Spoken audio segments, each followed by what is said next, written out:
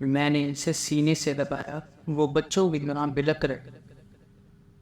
میں بہت دیر اس کی کمر سہلاتا رہا اور اسے پرسکون کرتا رہا۔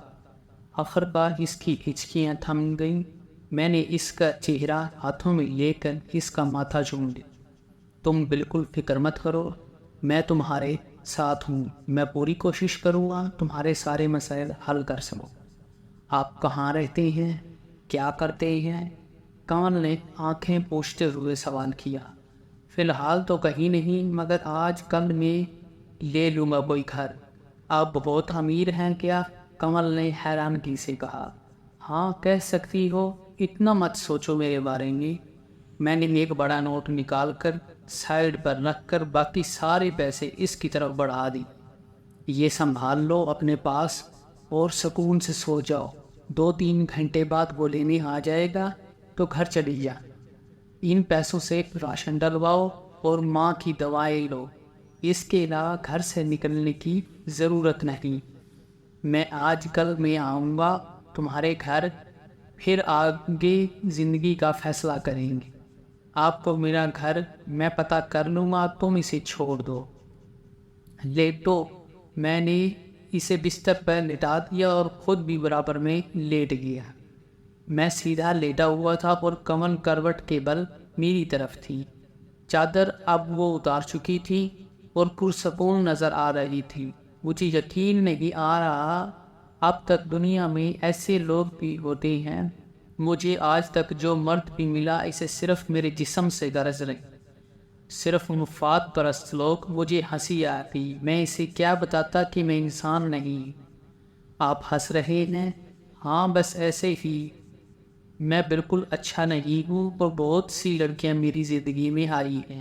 میں پہلے اس بات کا خیال نہیں رکھتا تھا کہ کوئی مجبور ہے یا ضرورت مند۔ مجھے جو پسند آتی تھی میں اسے حاصل کر لیتا تھا، مگر پھر مجھے احساس ہوا کہ طاقت ہونے کا مطلب یہ نہیں ہوتا کہ آپ جائز ناجائز کا فرق بھول جائیں۔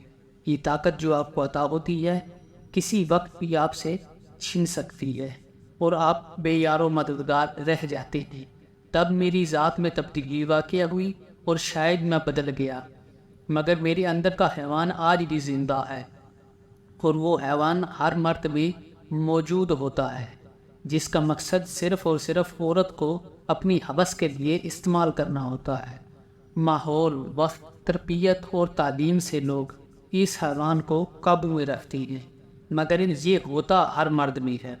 مرد دھوکے باز ہوتے ہیں۔ عورت کو حاصل کرنے کے لیے وہ شادی سے لے کر محبت تک ہر کھیل کھیلتے ہیں۔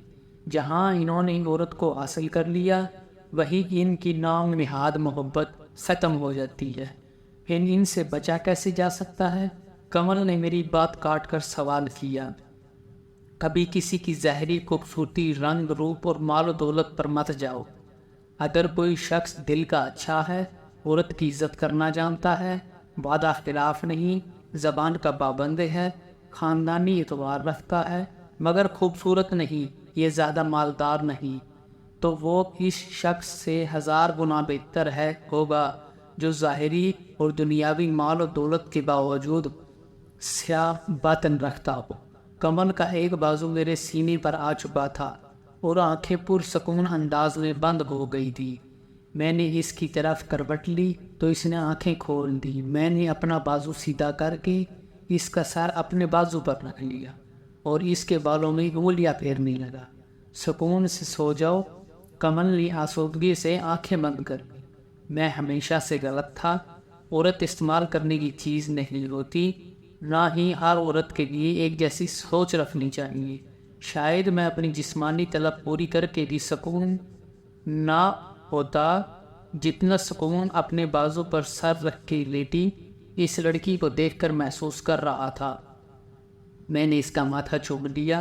اس بار اس نے آنکھیں نہیں کھولی۔ کچھ دیر اور گزری تو وہ کروٹ کے بل ہی میرے سینے میں سما چکی تھی۔ سنیں، اس کی آواز سنائی دی۔ میں اس قابل نہیں ہوں اور آپ جان چکے ہیں، کنواری بھی نہیں ہوں، مگر میں خود کو آپ کو سونپ رہی ہوں۔ آپ کو کسی بات سے نہیں روکوں گی۔ میں نے اس کا چہرہ دیکھنا چاہا مگر اس نے سختی سے مجھے جکڑا۔ اور اپنا چہرہ میرے سینے میں چھپایا ہوا تھا۔ آپ نے مجھے عزت دی، مان دیا، احساس کیا۔ میں اس کا قرض نہیں چکا سکتی۔ پاگل لڑکی، اگر میں نے تمہیں حاصل کرنا چاہا تو تم مجھے نہیں روک سکتی تھی۔ چند لمحوں کی جسمانی لذت سے بہت بہتر یہ سکون ہے اور تمہارا بھروسہ ہے جو میرے لیے قیمتی ہے۔ سو جاؤ اب خاموشی سے بس۔ اگلے 2-3 گھنٹے کمل کے میری باہوں میں آرام کرتے گزری۔ آخرکار وقت گزر گیا اور ہٹ کا دروازہ بجا۔ میں نے کمل کو چھوم کر ہٹا دیا، وہ اٹھ کر بیٹھ گئی اور چادر لپیٹ لی۔ میں نے دروازہ کھول دیا، وہی ڈرائیور دروازے پر اپنی غلیظ مسکراہٹ لیے موجود تھا۔ میں نے ایک اور بڑا نوٹ اس کی طرف بڑھا دیا، مجھے شہر چھوڑ دو اور اسے اس کے گھر چھوڑ آؤ۔ کچھ دیر بعد وہ ٹیکسی میں شہر کی طرف جا رہا تھا۔ کمل پچھلی سیٹ پر موجود تھی۔ شہر میں ایک جگہ میں ٹیکسی رکوا کر کمل کو الوداع کہہ کر اتر گیا۔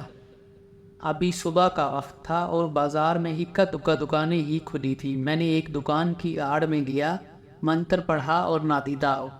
اب میرا رخ بازار میں موجود بینک کی طرف تھا۔ نادیدہ حالت میں میرا وجود لطیف صورت میں تھا، اس لیے آسانی سے بینک کا دروازہ میں سے گزر گیا۔ کچھ دیر کی تلاش کے بعد میں بینک کے مین لاکر میں داخل ہو چکا تھا، جہاں الماریوں میں ہر طرح کے چھوٹے بڑے نوٹوں کی گڈیاں کرینے سے لگی ہوئی تھی۔ الماریاں لاک تھیں، مگر میرے لیے ہی لاک سی کوئی اہمیت نہیں تھی۔ قریبی دکان سے میں نے ایک بڑا بیگ نکال لیا تھا اور بینک کے باہر ایک تھیلے کی آڑ میں رکھا ہوا تھا۔ اگلے 1 گھنٹے میں بڑے نوٹوں کی گڈیاں لا لا کر اس بیگ میں بھرتا رہا۔ جب بیگ منہ تک بھر گیا تو ایک گڈی میں نے جیب میں رکھی اور بیگ کی زپ بند کر دی کہ اسے اٹھایا اور پوچھتا پچھاتا ایک ہوٹل تک پہنچ گیا۔ یہ صاف ستھرا 3 سٹار ہوٹل تھا۔ ہوٹل پہنچ کر میں نے کمرہ بک کروایا جو 3ری منزل پر تھا۔ آدھے گھنٹے بعد میں نہا دھو کر بستر پر لیٹ گیا اور آنکھیں بند کر کے گہری نیند میں ڈوب گیا۔ جاری ہے۔